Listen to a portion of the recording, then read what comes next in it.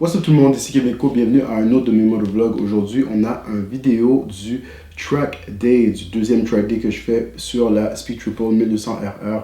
Donc, j'en ai profité en même temps pour faire un petit face-à-face avec vous pour vous expliquer que j'étais pas trop présent sur YouTube. J'ai décidé de prendre une petite pause.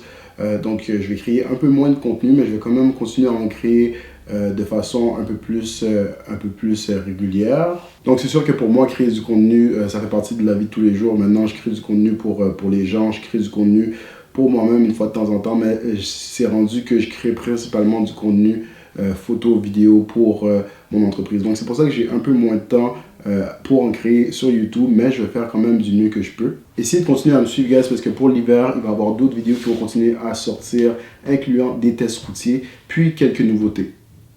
En parlant de nouveautés, je me suis acheté un nouveau casque.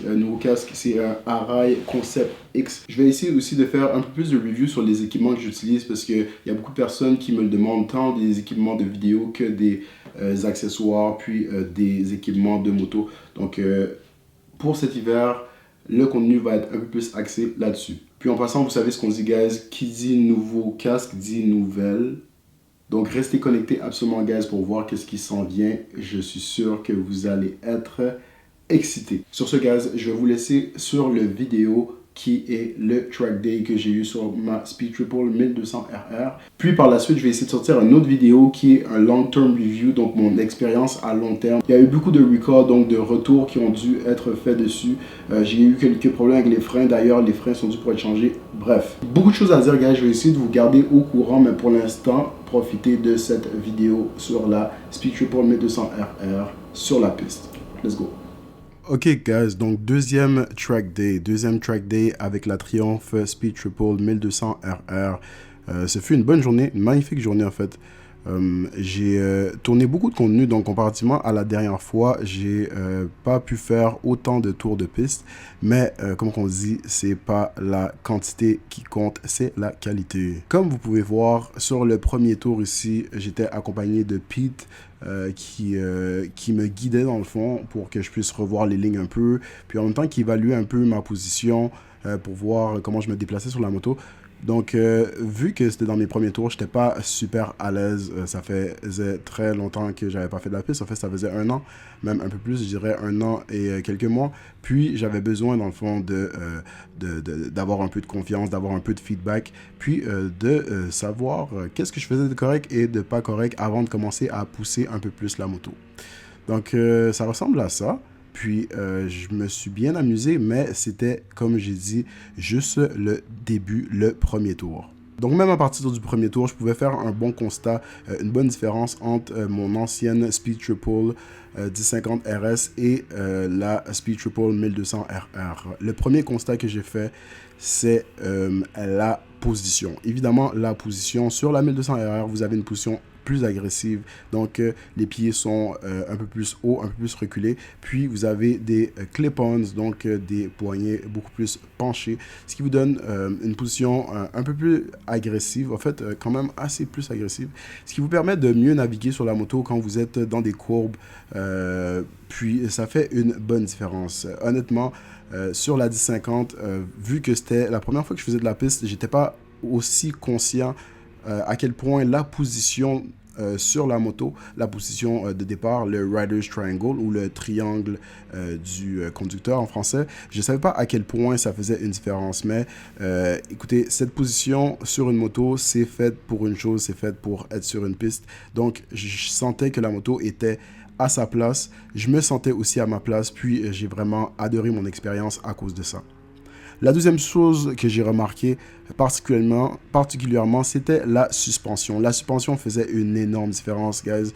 Évidemment, la suspension est ajustable à plusieurs niveaux. Vous avez le mode sport, vous avez le mode rain, vous avez le mode road. Puis, dans chaque mode, la suspension va être un peu plus dure, un peu plus agressive.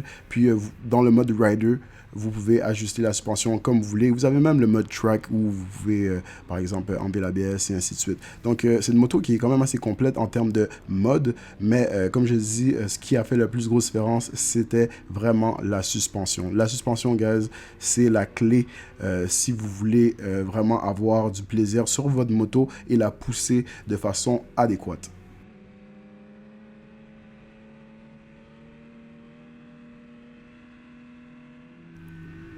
Donc, à partir de mon dernier tour, ou les derniers tours, je dirais, parce que je ne sais pas si c'était exactement le dernier, j'ai vraiment commencé à prendre un peu plus confiance, mais sans pousser mes limites à l'extrême. Donc, c'est sûr que j'étais pas là non plus pour échapper ma moto, puisque c'est une moto que j'utilise beaucoup sur la route et que, on va dire, honnêtement, j'apprécie vraiment beaucoup.